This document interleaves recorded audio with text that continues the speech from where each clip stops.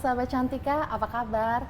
Semoga sahabat Cantika semua selalu dalam keadaan sehat, walafiat, sejahtera, serta bahagia. Selamat bergabung dalam Cerita Cantika bersama Ibu Cinta. Saya Mitra Tarigan akan memandu perbincangan menarik bersama sosok yang sudah tidak asing lagi bagi kita semua, yaitu Ibu Atalia Praratya, Ketua Dewan Kerajinan Nasional Daerah Provinsi Jawa Barat, atau istri dari Gubernur Jawa Barat Ridwan Kamil atau Kang Emil. Ini panggilannya banyak ya Ibu ya. Ada Ibu Cinta, ada Teteh Cinta, ada Mamah Jabar, atau Ibu Atalia. Iya. Ini yang enak panggilannya yang mana nih Bu kira-kira Bu? Sebetulnya biasanya sih Bu Cinta ya kalau warga Cinta, masyarakat ya? Jawa Barat itu. Kadang-kadang saya juga kaget mereka kadang-kadang nggak tahu nama asli saya gitu. Bu Cinta, coba sebutkan nama asli Bu Cinta, pada nggak tahu. Bahaya. Terkenalnya nih media sosial nih pengaruhnya banyak ya Bu biasa, ya. iya. Akhirnya emang lebih terkenal dengan Ibu Cinta. Izin manggilnya Ibu Cinta Boleh, aja ya Bu ya. boleh. Baik, sahabat Cantika nih, kenapa nih kita undang Ibu Cinta nih, sahabat Cantika? Karena memang cantika.com itu salah satu website yang memang menyebarkan konten-konten informatif dan juga inspiratif. Kita tahu bahwa nih sosok Ibu Cinta ini sangat menjadi perempuan inspiratif. Aduh, Masya Allah. Indonesia, khususnya di Jawa Barat tentu saja ya Ibu ya. Dari segi pendidikan aja nih, sahabat Cantika, dan ini kita kenalin dulu ya Ibu ya. Ibu Cinta ini baru meraih gelar doktor di Universitas Padjadjaran ya Bu, pada November 2022. Betul. Ini cukup baru loh sahabat Cantika semua ya. Dan Ibu Cinta juga menyandang title Sarjana Ilmu Pemerintahan dan Master Ilmu Komunikasi dan lulus dengan cum laude ya Bu ya. Bener ya Bu ya?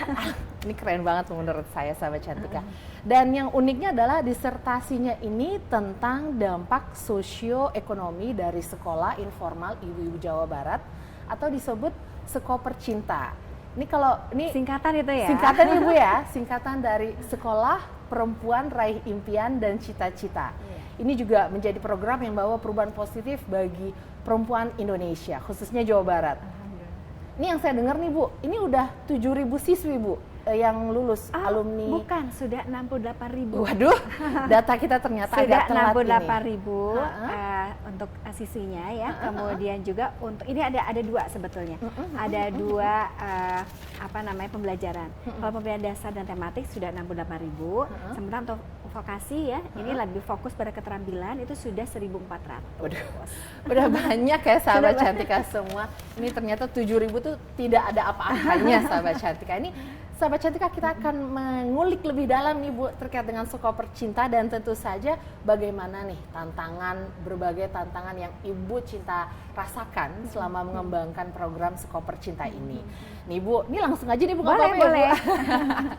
Ini pertanyaan pertama nih Bu, ini kan kalau ngomongin perempuan nih Bu ya, kan banyak banget ya Bu ya faktor yang perlu dilihat gitu Bu.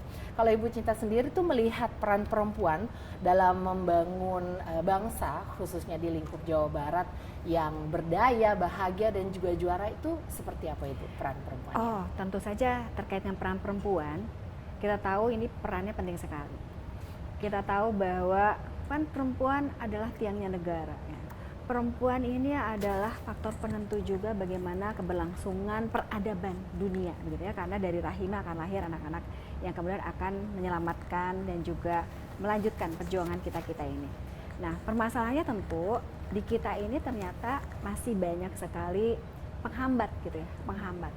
Dari mulai stereotip bahwa perempuan itu dianggap makhluk lemah. Kemudian juga mereka makhluk yang tidak produktif. Ada juga marginalisasi. Jadi kalau marginalisasi ini adalah perempuan itu adalah pelengkap saja gitu.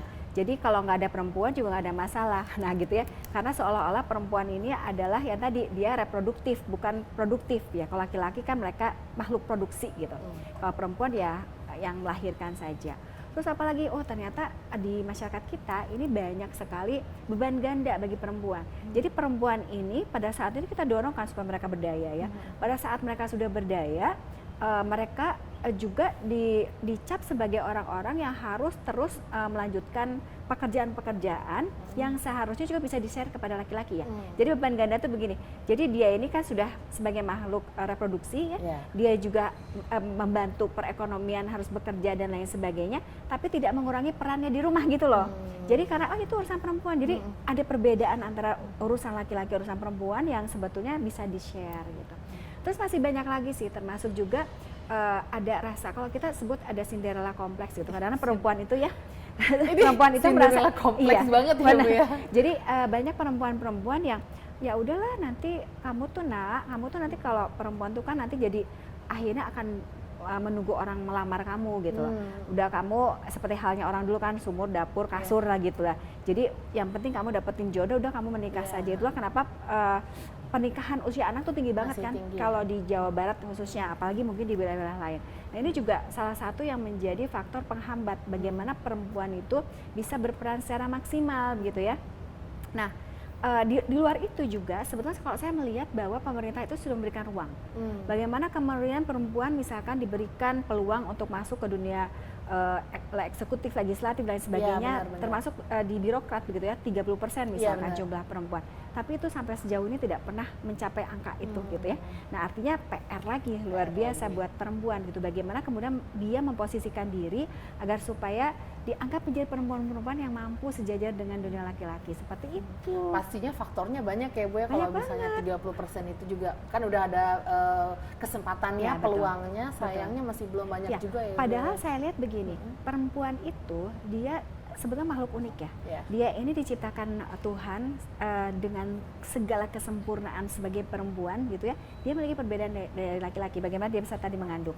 Kemudian juga dia punya keunikan kan bahwa perempuan itu punya struktur otak yang berbeda ya, sehingga dia itu dia itu jadi sosok jadi seorang yang lebih ke menggunakan perasaan dibandingkan dengan logika ya. Benar. Tapi kalau kita lihat lagi, bukankah itu penting ya? Misalkan dalam sebuah perusahaan, kalau sebuah perusahaan misalkan ada orang yang misalkan dia datang telat aja, kelihatan malas dan sebagainya. Kalau laki-laki mungkin secara logika kamu tidak perform, kamu cut, kamu keluar out. Tapi perempuan tidak seperti itu. Dia tanya dulu, ada masalah apa? Apakah di keluarga dan lain sebagainya, gitu kan? Nah itu sebetulnya perasaan itu penting sekali ya. Terus belum lagi perempuan itu kan katanya doyan bicara seperti saya nih, mohon maaf nanti harus di-stop ya. Nah seperti itu kan penting banget gitu ya, seperti itu. Termasuk multitaskingnya perempuan. Nah bagaimana inilah keberadaan perempuan ini, saya kira ini penting sekali untuk berada di dunia ini agar supaya menjadi penyeimbang kaum laki-laki.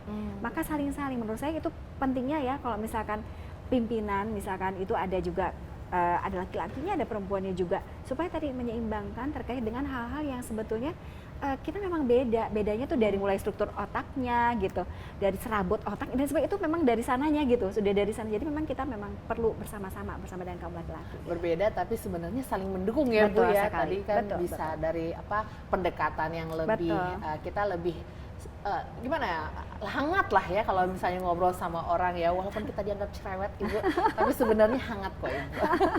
Nah Ibu, dari segi kesenjangan nih Bu ya, Ibu masih melihat nggak sih mungkin dari segi kesenjangan dan ketidaksetaraan, entah perbedaan akses pendidikan kah, pekerjaan kah, itu seperti apa Ibu melihatnya Bu?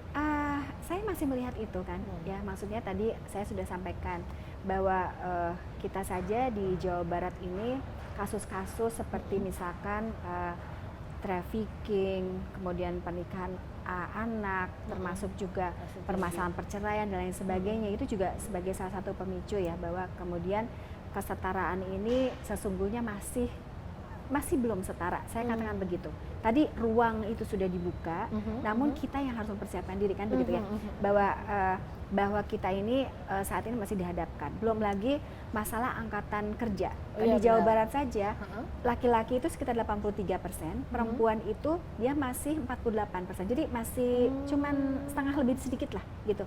Jumlah orang-orang yang dia bisa akhirnya mendapatkan keuntungan dari sisi ekonomi ya. Jadi perempuan pekerja itu hanya segitu. Nah artinya kan peluang itu sebenarnya ada gitu. Tapi ya tadi, apakah perempuan itu siap atau belum? Itulah kenapa yang mendasari akhirnya muncullah Sekopar Cinta. Nah, inilah yang ingin kita lebih tahu lebih dalam lagi nih Bu. Soal Sekopar Cinta nih. Boleh mungkin diceritakan Ibu, ini Seperti apa sih nih si koper Ya, cinta ini? nah jadi gini, ini awalnya adalah dulu sebenarnya zaman sekitar 6-7 tahun lalu ketika saya masih berada di kota Bandung. Ini idenya tercetus di situ. Jadi saya merasa begini, ini perempuan ini kenapa ya? Ini banyak sekali orang yang curhat di dunia akademisi juga. Jadi mereka bilang gini, Bu Cinta, bukan Bu Cinta, waktu saya bilang, Bu Atalia, saya mau tanya katanya, kenapa masyarakat perempuan saat ini itu sulit sekali ya untuk diberikan pembelajaran gitu ya, diberikan wawasan dan lain sebagainya. Mereka mengatakan bahwa gini, ketika ada program nih, program diberikan kepada sebuah kelompok perempuan, maka mereka hanya datang, sudah selesai ya sudah mereka pulang, tapi tidak ada jejak begitu. Nah, saya pikir ini yang harus dilakukan adalah perempuan-perempuan ini harus diberikan wawasan dulu gitu. Mengapa mereka penting untuk belajar dulu. Jadi bukan karena datang, karena apa? Karena ada snacknya loh gitu ya. Karena kata Pak Lurah harus loh gitu. Itu struggle kita di awal pada saat kita membawa program ini ke masyarakat itu dulu. Memang kita kondisikan dulu supaya mereka datang. Karena ini awal loh ya. Sekarang orang nanya, Bu Cinta, kita mau sekolah gimana dong caranya gitu ya. Tapi awal memang begitu. Nah, tapi itu yang terjadi dan kesinambungan program sehingga pada saat mereka merasa bangga, mereka jadi bagian yang tidak terpisahkan dari perempuan-perempuan. Aku adalah lulusan sekolah percinta loh. Itu yang kita perlukan karena mereka akan menjadi makhluk pembelajar, itu yang penting. Nah, jadi awalnya, jadi pada waktu itu ide itu muncul karena ini kenapa sih program kok mentok-mentok terus, tidak ada perubahan signifikan dari misalkan dari sisi data dan lain-lain. Nah, akhirnya pada saat saya menjadi istri gubernur, program itu dibawalah. Wah, itu digodoknya juga luar biasa lama gitu, bukan saya ada ide langsung bikin, nggak bisa. Itu prosesnya lama dan menghadirkan banyak ya, ada akademisi, kemudian juga semua stakeholder kita sebut pentahelix itu kita hadirkan semua. Jadi dan semua kontribusinya dari mereka. Jadi misalnya gini, jadi tentang kesehatan anak itu siapa yang memberikan kontribusi si modulnya? Oh, itu adalah dari IDAI gitu, Ikatan Dokter Anak Indonesia. Tentang air nih, tentang reservasi air dan sebagainya. Dari siapa? Oh, PDAM ya, berarti PD-nya. Terus misalkan kebersihan dari siapa? Jadi kita memang hadirkan, termasuk ada BPJS juga terlibat, ada ya termasuk ID apa segala macam, pokoknya semuanya kita hadirkan karena saya merasa bahwa setiap lembaga itu pasti mereka harus memiliki kontribusi begitu untuk memberikan pembekalan kepada perempuan-perempuan karena saya merasa perempuan ini harus menjadi garda terdepan, dia yang akan ngurus anak-anak loh pertama kali. Kalau terjadi bencana, suami nggak ada, istri itu ada di rumah, ya ibu tuh ada di rumah, dia harus ngurusin anaknya dulu loh. Nah, kalau yang dipinterin cuma suami, ya gimana urusannya sama istri gitu. Nah, itu jadi awalnya seperti itu. Nah, maka itu kemudian kita berkumpul, itu banyak sekali FGD yang sudah dilakukan dari berbagai stakeholder tadi, kemudian hadirlah berbagai langkah ya, termasuk bagaimana kemudian programnya menjadi dibagi dua besar. Yang pertama adalah untuk keterampilan dasar dan tematik, yang kedua adalah keterampilan khusus atau kita sebut vokasi. Nah, kalau di awal ini yang diberikan pembelajarannya adalah membuka wawasan dulu, itu yang penting. Jadi kita ajarin dulu terkait dengan bagaimana mereka mengenal diri mereka, potensi mereka itu seperti apa, bagaimana mengenal kodrat laki-laki perempuan, bagaimana kemudian mereka tahu kesetaraan gender seperti apa, karena khawatir ya kalau mereka udah tiba-tiba mereka tahu, berarti kita tuh sama ya, terus nanti mereka kebablasan gitu ya.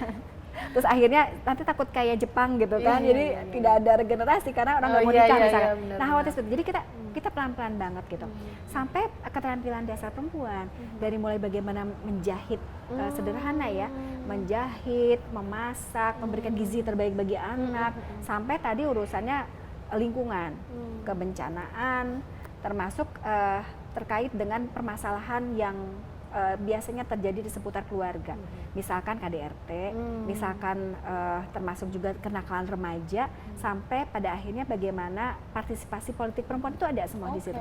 Jadi lengkap, termasuk media sosial, bagaimana mereka bisa memilah dan memilih berita, itu ada semua. Nah, jadi itu komprehensif. Nah, yang kedua baru namanya keterampilan khusus vokasi. Nah, ini yang kita dorong sedemikian rupa. Alhamdulillah didukung kerjasama luar biasa dengan MOGEF, Ministry of Gender Equality Korea ya, Korea Selatan. Jadi mereka sangat tertarik dengan program ini, termasuk dari Kementerian Perempuan juga PPPA, mereka juga supporting. Nah, kita ingin menghadirkan sebuah semacam aturan kah atau apa yang harus dilakukan sehingga kedepannya ini betul-betul bisa didorong menjadi sebuah gerakan bersama untuk seluruh Indonesia gitu. Nah, itu awalnya seperti itu dan alhamdulillahnya ini sudah tahun ketiga mau ke tahun keempat ya. Oh, baru tahun ketiga ya Bu ya? Kalau ya sebetulnya kalau yang Sekoper Cinta mulai pertamanya 2019 kan, betul. Nah kalau yang untuk yang vokasi itu dari 2000 tahun 2000 ya, seperti itu. Dan sedikit tapi nanjak terus ya Bu ya. Betul. Nah tadi pelan-pelan, jadi awalnya 2.700 lulusan itu dipaksakan terus terang. Yang pertama tahun 2019 itu dipaksakan. Jadi kita masuk ke sebuah program namanya P2WKSS, Peranan Perempuan Menuju Keluarga Sehat Sejahtera. Ini seluruh Indonesia ada. Kita paksakan program itu karena ini memang sudah menyasar 100 perempuan yang paling harus dibantu ya. Di wilayah yang termiskin, di wilayah yang kemudian ini sudah ditunjuk oleh pemerintah. Misalnya gini, nih misalkan saya tinggal di Kota Bandung, maka setiap tahun harus ditunjuk satu wilayah yang mereka itu paling kasihan deh gitu ya dibandingkan dengan yang lain gitu ya.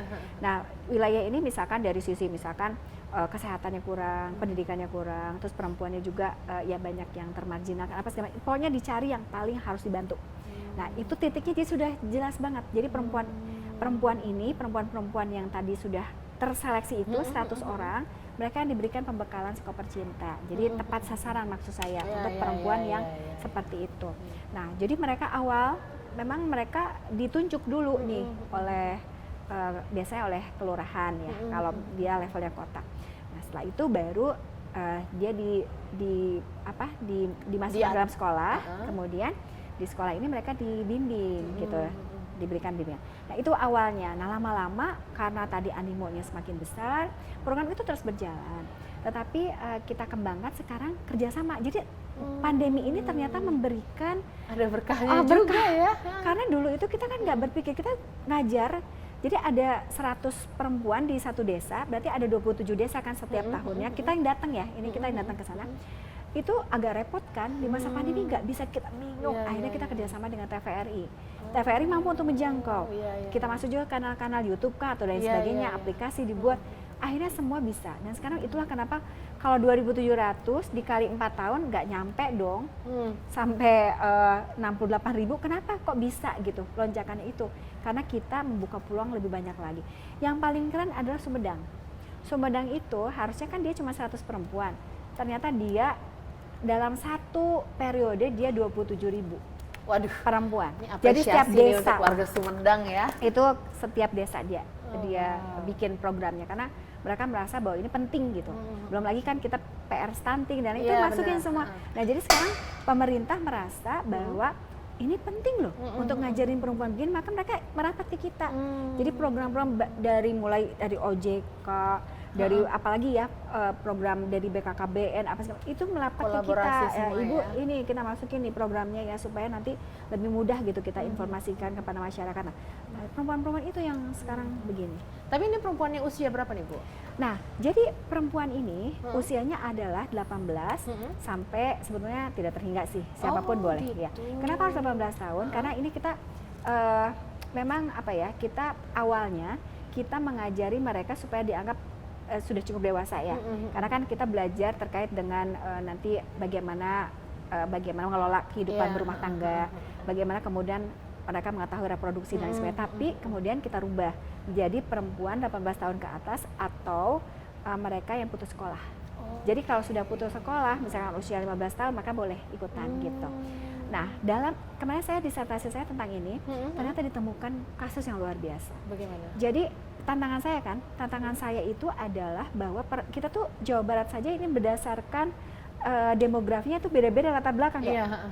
Jadi ada dari sukunya macam-macam. Tadi usianya kan macam-macam ya, 18 tahun, ada yang bahkan belum 18 tahun, ada yang sudah 40 tahun, 50 tahun gitu kan ya. Nah, itu dari sisi itu. Mengedukasi orang yang beragam itu agak susah ya. Termasuk pendidikan. Rata-rata lama sekolah di Jawa Barat itu kalau untuk perempuan ini kan 8,48 tuh. Jadi sekitar kelas 2 SMP. Laki-laki 9. Berarti 3 SMP lah ya. Nah, ternyata dalam penelitian saya dinyatakan, karena saya waktu itu 270 tuh sampelnya, ada 3 atau 4 orang yang dia itu tidak pernah mengenyam bangku sekolah. Nah jadi tantangan saya adalah bagaimana kemudian menyamakan itu mindsetnya, semuanya ya terkait dengan bagaimana mendidik perempuan secara non formal itu supaya bisa nyambung kemana-mana, bahkan baca pun mereka sulit. Nah maka memang materi Skoper Cinta ini dibuat fleksibel mungkin, seinklusif mungkin, yang everybody harus bisa gitu. Nah jadi itu yang memang harus kita didik, itu yang namanya berat sekali. Ya makanya fasilitatornya kan, fasilitator itu datang dari mana? Dari wilayah masing-masing. Jadi mereka itu yang gini kan, nggak gini, kita dari misalkan saya dari kota Bandung, saya harus mengajar di pelosok Cianjur, belum tentu kita diterima oleh mereka, ini siapa gitu kan, terus kok so tahu banget, terus oh kayak gini lagi gitu ya. Ini dari mereka juga, sehingga mereka akan oh iya gitu. Jadi tokoh-tokoh gitu ya, bidan desa, kita ada namanya TPK juga, ada kader, ada bidan desa, ada kader posyandu juga, mereka yang dilibatkan karena mereka biasa untuk menyampaikan itu kepada masyarakat, mereka sudah biasa woro-woro sosialisasi edukasi itu udah biasa banget. Dan jadi mereka dikenal masyarakatnya ya. Nah itu yang kita ajak kerjasama. Jadi perempuan-perempuan ini nih ya, garda-garda terdepan di wilayah itu yang mereka menjadi fasilitator. Nah, pada akhirnya kan nyaman ya, mereka jadi nyaman. Terus akhirnya terkondisikan dengan baik dan alhamdulillah hasilnya juga. Waduh, alhamdulillah. Nah, mungkin ada satu apa dua cerita Bu yang dari segi keberhasilannya ya, mungkin tadi menggugah. Kan tadi tantangannya banyak banget Bu.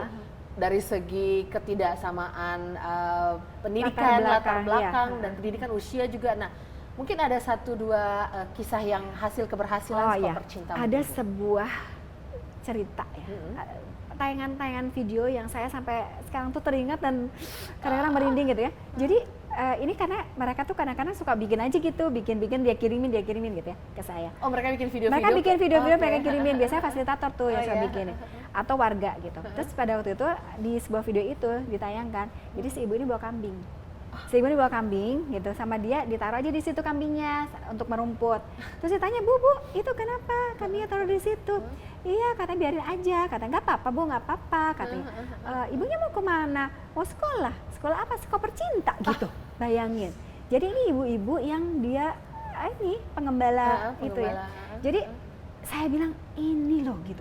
Niatnya ya untuk mengikuti. Iya maksud saya jadi gini, ini loh yang kita perlukan gitu. Bagaimana kemudian perempuan-perempuan yang selama ini dia nggak pernah berpikir dan dia nggak pernah mungkin merasa bangga dia masuk ke sebuah sekolah itu nggak pernah kepikir begitu kan. Tiba-tiba dia merasa bahwa saya itu sekolah loh sekarang. Sekolah Skoper Cinta loh. Dan dari raut wajahnya saya tahu dia bahagia. Nah, itu loh. Itu yang kita. Terus kemudian apalagi ada pada saat kan ada lagunya kan Skoper Cinta ya.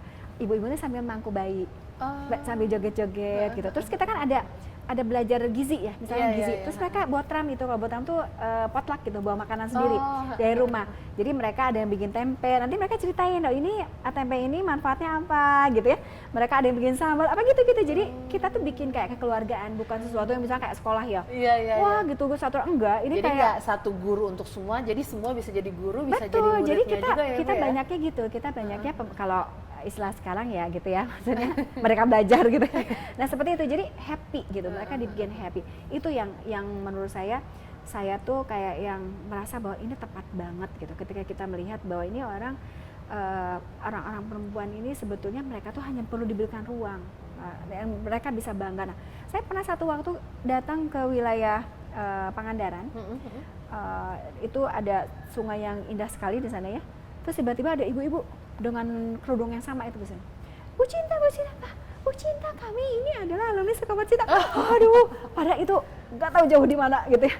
Nah kayak gitu, saya tuh langsung merinding. Nah itu jadi kebanggaan mereka saja bahwa mereka masuk ke dalam sebuah kelompok belajar aja buat mereka bangga. Bayangkan, apalagi mereka sudah mendapatkan pembelajaran di dalamnya gitu ya.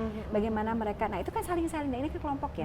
Kalau kelompok itu bisa saling-saling, mereka saling mengingatkan, mereka bisa saling kemudian belajar bersama gitu. Mereka menghasilkan karya bersama, itu keren. Gitu, aduh, ini pasti banyak juga ya Bu ya. Mungkin ada usulan-usulan ke depannya Skoper Cinta mau apa mau itu bagaimana tuh Bu? Kalau saya begini, yang paling penting tentu bagaimana program ini bisa sustain dulu kan. Gimana caranya, karena gini, saya tuh agak khawatir sebenarnya ini, terus terang aja sebagai istri kepala daerah nih ya. Ketika kita sudah program bagus, tiba-tiba ganti nih. Oh iya. Tiba-tiba gak mau, itu gak usah, gak penting, ya sudah habis. maka saya sedang berjuang ya. Ini tantangan lah selanjutnya buat saya adalah bagaimana membuat program ini, karena ini sudah teruji, terbukti. Saya berharap bahwa siapapun pemimpinnya nanti di Jawa Barat itu bisa melanjutkan. Bahkan kalau ini sudah juga diapresiasi nasional, mudah-mudahan bisa juga diduplikasi atau bahkan disempurnakan di beberapa daerah, karena beberapa sudah belajar ke kita gitu. juga. Iya. Nah terus itu ya yang pertama adalah terkait dengan bagaimana ini bisa sustain. Yang kedua tentu bagaimana supaya perempuan-perempuan juga mereka bisa terus mengembangkan usaha atau karyanya. Jadi alhamdulillah dari saya kan tadi cari data dulu nih, ini berapa banyak nih perempuan yang sudah berhasil. Ternyata 10% itu mereka sudah punya usaha sendiri, bayangkan. Wow. Dari belajar di Skoper Cinta. Dari belajar di Skoper Cinta. Kalau yang vokasi memang mereka arahnya langsung mandiri ya, kemandirian ekonomi ya. Tapi kalau yang 10% dari 68.000 itu kan udah luar biasa menurut saya. Karena apa? Karena kalau itu mereka nggak fokus ke ekonomi. Tapi mereka tadi ya potensi digali ya, wawasannya dimunculkan gitu, ditambah terus. Jadi mereka pada akhirnya menemukan jalan hidupnya sendiri lah begitu. Ini apresiasi sekali nih untuk Skoper Cinta. Tadi selain kegiatan Skoper Cinta nih Bu yang kita tahu nih Bu, Ibu juga Ketua Kuarda Pramuka dan Ketua Dekranasda Provinsi Jawa Barat ya Bu ya. Ini bagaimana nih Bu dukungan Ibu untuk pramuka perempuan dan juga para pelaku UMKM perempuan nih Bu? Begini ya, saya sebetulnya sekarang sangat bersyukur sekali. Karena apa? Dunia sudah semakin tidak terlalu maskulin. Ya. Mereka sudah membuka ruang tadi. Bahkan kalau kita bicara data ya, itu ternyata tadi ada 11 rektor perempuan ya sekarang itu di Indonesia. Ada 11 rektor perempuan termasuk ITB. ITB itu kan dunia maskulin ya, menurut aku tuh cowok banget kan ya, karena teknik banget. Ya Unpad, ya ITENAS, ya UGM dan lain sebagainya, ini 11. Pertamina itu perempuan loh pimpinannya gitu ya. Ya, maksud saya tuh ini menunjukkan bahwa perempuan tuh punya ruang loh sebetulnya kalau dia mampu untuk diberikan peluang ya. Dia diberikan peluang. Nah, maka menurut saya yang penting harus dilakukan adalah itu. Nah, saya pun bersyukur di dalam perjalanan pramuka Jawa Barat belum pernah ada seorang perempuan ya yang menjadi ketua Kuarda. Gitu. Iya Ibu ya? Saya baru yang pertama. Nah, keren. Gitu. Nah, alhamdulillah dan ternyata itu juga mendorong wilayah-wilayah lain sekarang jadi banyak kuarda lain. Saya termasuk yang angkatan pertama awal menjadi ketua kuarda perempuan ya. Nah, terus kemudian sekarang diikuti beberapa wilayah di provinsi lain ya, termasuk juga di kota kabupaten juga sekarang sudah mulai terbuka untuk ketua-ketua kuarda, kuarcap dan lain sebagainya. Nah, disitulah peluang. Jadi saya tidak pernah menutup bahwa misalkan perempuan itu tidak boleh menempati posisi ya. Misalkan ketua komisi di saya juga ada perempuan, ada beberapa perempuan. Kemudian juga untuk urusan terkait dengan kegiatan nggak ada perbedaan di situ ya. Kalau mereka keren kenapa tidak? Nah seperti itu ya. Itu saya terapkan, termasuk juga untuk kegiatan-kegiatan kepramukaan, termasuk untuk pemberdayaan ekonomi dan semuanya inklusif. Apalagi saya sebagai perempuan yang saya bilang, oh tidak ada, kamu keren, oke, silakan, mari gitu ya. Nah jadi tidak ada seperti itu. Jadi saya berharap hal seperti ini juga membuka peluang lebih luas lagi untuk perempuan lebih berdaya dan berkarya. Kita juga berharap nih semakin banyak pemimpin perempuan, mungkin diawali dari Jawa Barat. Saya juga warga Jawa Barat Bu, jadi saya ikut bangga nih memiliki pemimpin perempuan yang keren-keren banget. Nah Ibu, ada nih satu ungkapan yang mungkin cukup sering kita dengar Bu, yaitu di balik pria sukses ada perempuan hebat di belakangnya. Apa pendapat Ibu nih tentang ungkapan itu? Itu di belakangnya saya agak kurang sepakat. Sudah sepakat, oke. Harus diubah ya berarti harus ya Bu diubah. ya? Kalau saya katakan adalah di balik laki-laki hebat ada perempuan yang berdampingan. Asik. Yang bersama-sama untuk meraih tujuan. Mengapa? Contoh, saya dengan Kang Emil itu nggak pernah kayak semacam Kang Emil itu sebagai apa ya, pokoknya dia satu arah aja. Kamu dia nggak gitu. Kang Emil selalu mengatakan, Teh kita ini satu tim. Dia selalu bilang gitu. Dan itu bagi perempuan tuh wow gitu ya. Kang Emil cuma bilang gini, Teh aku tuh perlu teteh loh gitu. Aku nggak bisa tanpa teteh loh. Wow gitu. Kita tuh udah langsung kayak yang oke gitu. Kalau gitu ya aku akan dukung Kang Emil kan gitu ya. Itu juga sebenarnya perlu ya bahasa komunikasi antara suami istri supaya perempuan merasa dihargai gitu. Nah di dalam keluarga kami itu ada kesepakatan contohnya ya, bahwa misalkan Kak Emil bilang bahwa teteh di kita ini sepakat ya gitu, kita ini tim gitu, maka tidak boleh ada dua matahari misalkan. Itulah kenapa kemudian saya kok Bu Cinta nggak masuk sih ke politik gitu ya. Loh saya bilang karena saya nggak ada dua matahari di keluarga gitu. Karena Kang Emil itu adalah saya dan Kang Emil. Jadi kalau orang melihat ini gubernur Kang Emil, maka di balik Kang Emil ini ada saya di situ di dalamnya. Maka orang kemudian melihat saya sebagai mamah Jabar gitu ya, menjadi sesuatu yang tidak terpisahkan gitu. Orang yang kemudian mengenal, menjadi orang yang dekat dengan masyarakat gitu ya, itu karena ya itu tadi gitu. Jadi saya melihat bahwa kata-kata itu perlu diperbaiki sedikit gitu. Jadi lebih ke berdampingan ya, untuk mencapai tujuan bersama. Berdampingan gitu. Untuk mencapai tujuan bersama. Ini kami mendukung Ibu. Semangat Ibu. Tapi ini tadi udah ada contoh mungkin Bu. Tapi kompromi dan kolaborasinya itu seperti apa nih Bu antara Ibu dan Kang Emil? Oh gini, tetap pada saat saya ini orangnya segala pengen ya. Jadi saya segala pengen. Dan misal gini, aku tuh pengen sekolah lagi gitu. Aku tuh boleh nggak sih aku ambil organisasi lagi apa segala macam gitu-gitu ya. Saya selalu semuanya saya diskusikan dengan Kang Emil. Kang Emil cuma bilang gini teh, ada dua hal sebetulnya. Silahkan mau ngapain aja. Cuman yang pertama keluarga harus jadi nomor satu. Dia bilang. Maka ketika anak saya sakit atau apapun yang terkait dengan keluarga itu akan menjadi prioritas utama saya. Gitu meskipun saya sibuk apapun. Yang kedua jaga nama baik keluarga itu aja. Jadi silahkan mau ngapain ya, mau koprol juga selama itu baik nggak nih buat keluarga gitu ya. Misalkan gitu ya. Nah jadi itu sebetulnya. Tapi bagi perempuan ketika pasangannya menyampaikan sesuatu dengan dengan penuh kepercayaan kepada kita gitu ya. Jadi bahwa ini semacam saya percaya kok sama kamu, sok silakan kamu mau ngapain aja, tapi dengan catatan ini nih, kok kita kayaknya jadi kayak kita senang banget gitu. Kita diberikan ruang, cuma kita tetap tidak kebablasan gitu. Ya, itu tidak yang kebablasan sebagai. Jadi maka porsinya seperti itu. Maka nggak ada di keluarga kami yang misalkan kamu mah di rumah aja biar saya cari kerja gitu. Tapi kamu nggak ada begitu. Silakan beraktualisasikan diri. Kamu mau jadi apa aja, mau sekolah setinggi apa aja silakan, nggak ada masalah selama tadi urusan itu beres. Jadi kita enak banget. Dan saya belajar dalam pola komunikasi keluarga. Kita ini harus saling-saling gitu. Kang Emil ini sudah tahu banget ketika saya nih maklum ya perempuan kan nyum gitu ya. Kalau kita lagi banyak ngomong gitu, Kang Emil diem. Nah kalau Kang Emil lagi misalkan lagi kesel, Kang Emil aku diem. Jadi kita kayak gini nih. Menyeimbangkan ya, karena itu tadi inilah keluarga kita penuh dengan kompromi gitu. Pada saat misalkan kita kan setuju, misalkan Kang Emil ngomong teh ini tuh kita harus begini. Aku tuh nggak setuju, tapi dia kayaknya nggak pas kalau aku motong di situ. Maka aku diemin aja dulu, biarin gitu ya, gitu. Nanti setelah dia udah emosinya turun, baru kita ngomong. Maka tadi itu sebenarnya nggak gitu loh gitu ya. Terus akhirnya kan nyambung.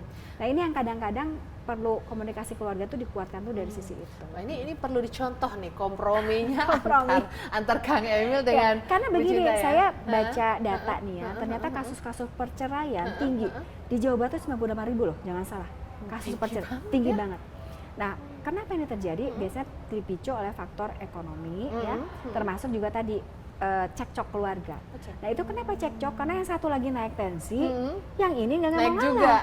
Jadi ya udah biar dan nggak mau, ya udah nggak bisa sulit lagi untuk digabung. Nah jadi memang banyak lah. Nah komunikasi keluarga ini juga diajarin tuh di sekolah cinta. Oh gitu. Waduh, emang bagus banget nih. Semua aspek kayak gizi, ya, komunikasi keluarga juga. Tapi ini masih terus disempurnakan karena dunia terus berubah ya. Karena kemarin aja tiba-tiba Bu, stunting materinya tambahin, oke, gitu. Bu, terkait dengan yaitu ya pokoknya masalah-masalah yang baru muncul juga ketika pemerintah mengatakan bahwa ini Bu katanya ini penting nih, misalkan terkait dengan perempuan dalam politik mau ditambahkan supaya mereka bisa lebih berpartisipasi, ya. Kita sempurnakan terus, gitu.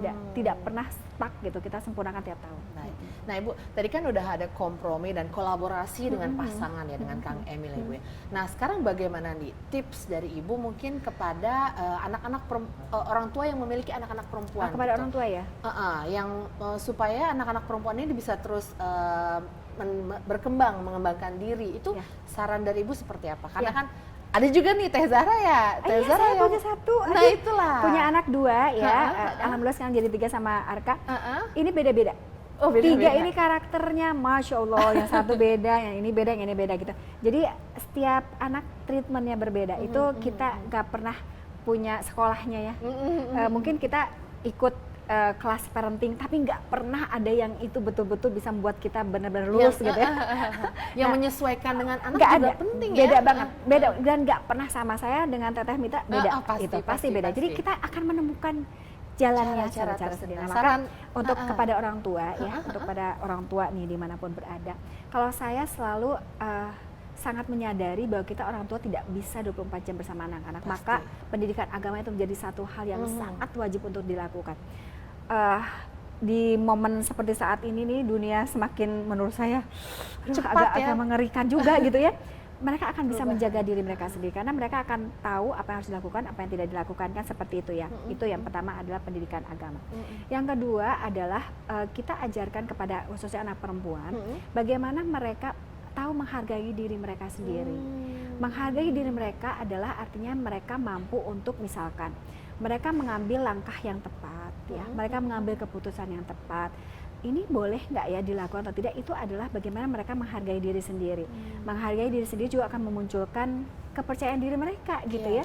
Pada saat mereka, saya misalkan, saya berani nggak ya gitu maju sebagai ketua OSIS, kenapa tidak? Itu menghargai diri sendiri, ada salah satunya ada seperti itu. Kemudian selain menghargai diri, mereka harus diajari bagaimana menempatkan diri dengan baik. Jadi saya sering mengatakan, karena ini saya diajarkan oleh ibu saya juga gitu ya, bahwa sebagai perempuan itu dia harus tahu menempatkan diri. Jadi bicaralah ketika memang dia harus bicara, diamlah ketika harus diam. Kemudian gunakan pakaian tepat. Ini sesimpel itu ya, sesimpel itu orang tua saya ngajarin. Gunakan pakaian sesuai dengan tempatnya. Misalkan kalau kamu ke pengajian ya pakaiannya pengajian dong gitu. Kalau kamu olahraga ya pakaiannya olahraga dong, bukan pengajian dipakai olahraga. Seperti itu ya. Jadi menempatkan suatu tempat itu menjadi satu hal yang penting. Yang terakhir tentu keteladanan. Anak kita itu asli dia ngikutin apa yang diajarkan oleh orang tuanya secara langsung maupun tidak langsung. Tidak langsung itu ya gitu deh. Kalau kita hobinya nangkring nonton ya anak juga sama lah gitu ya. Atau misalkan cara mereka perkataan mereka, perbuatan mereka itu semua benar-benar. Karena lingkungan itu menentukan ya. Meskipun semakin besar mereka sebagian besar didapat dari lingkungan ya, bukan dari orang tua. Tapi dari kecil itu yang akan terus kita ingat. Saya kenapa saya seperti ini? Karena itu diajarkan oleh orang tua saya. Bagaimana saya misalkan kalau mau pergi harus pamit, itu kan dari orang tua ya. Nah jadi hal-hal seperti ini yang menurut saya penting untuk dilakukan orang tua kepada khususnya anak perempuan. Ini penting banget nih. Nah, itu tadi untuk orang tua yang memiliki anak perempuan, Ibu. Tapi kita tahu bahwa di Indonesia ada banyak sekali nih latar belakang perempuan tadi, Ibu ya. Ada remaja, ada juga wanita karir, ibu rumah tangga, ada juga kepala keluarga perempuan. Ada nggak nih pesan-pesan khusus dari Ibu untuk perempuan lebih umumnya? Perempuan untuk semua perempuannya. Kalau saya merasa untuk semua perempuan, hidup ini akan selalu berubah dari waktu ke waktu. Sehingga kita harus selalu membuka wawasan. Kita harus terus menambah pengetahuan dan keterampilan. Karena pendidikan itu tidak hanya didapat di keluarga, tapi juga di sekolah dan bahkan di luar daripada itu adalah di lingkungan sekitar. Maka setiap apa yang terjadi, jadi saya mendorong perempuan-perempuan untuk banyak gaul gitu. Ya, gaul. Gitu apakah dia banyak membaca, gaul dari sisi membaca di media sosial atau apa segala macam, membaca buku dan lain sebagainya. Jadi dia harus belajar situ. Banyak bergaul, kenapa? Dari ngobrol aja dia bisa mendapatkan banyak sekali pengalaman hidup orang lain yang bisa dia jadikan sebagai refleksi dan juga agar supaya dia tidak salah melangkah gitu. Jadi semakin banyak dia membuka wawasan, semakin banyak dia bisa memilah mana yang akan dia lakukan ke depannya. Nah, maka menurut saya itu sih yang paling penting adalah yang pertama tadi ya, dia harus mau membuka diri ya, banyaklah membaca, membuka wawasan dan lain-lain. Yang kedua, dia juga harus banyak gaul supaya dia bisa berhati-hati dalam langkah ke depan. Gitu. Dengan berbagai benteng-benteng tadi yang Ibu katakan juga ya. Tapi aku suka nih, kita harus banyak gaul nih agar kita punya teman banyak, wawasannya lebih luas lagi ya Ibu ya. Karena nanti menurut saya kita sendiri yang punya barrier itu. Bahwa ini tuh nggak boleh ya. Karena kita kan tadi sudah sampaikan agama itu udah udah Nomor wajib satu banget. banget. Tapi Setuju, kan pada setuju. akhirnya kita kan diberikan anugerah oleh Tuhan, Berpikir, akal, ha-ha. berpikir. Maka semua itu informasi dan lain sebagainya kita akan memilah, oh ini tuh harus ya dilakukan. Oh bagaimana kita mengajari anak-anak kita, bagaimana cara kita melakukan parenting kepada kita, itu juga kan hasil proses belajar. Karena Iya, benar, manusia itu adalah makhluk belajar seperti itu. Setuju banget.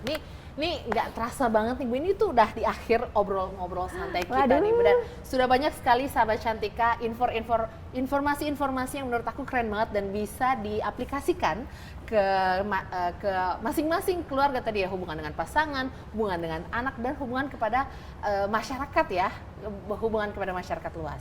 Nah mungkin di akhir nih Bu, sebelum kita tutup nih Bu, mungkin ada pesan terakhir Bu, closing statement Pesan kira-kira terakhir. Bu. Seperti nafas terakhir. Jangan dong.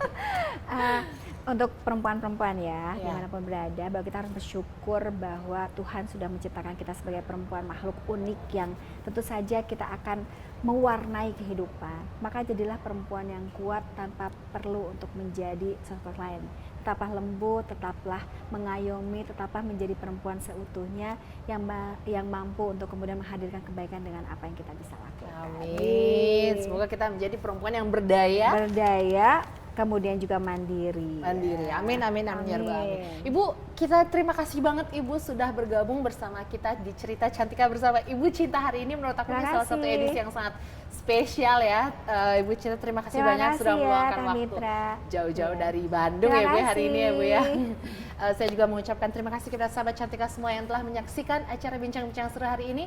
Perempuan Indonesia teruslah menjadi inspirasi dan berinovasi demi kemajuan bangsa. Saya Mitra Tarigan beserta kru yang bertugas pamit undur diri. Sampai jumpa. Terima kasih, jangan lupa bahagia. Jangan lupa bahagia.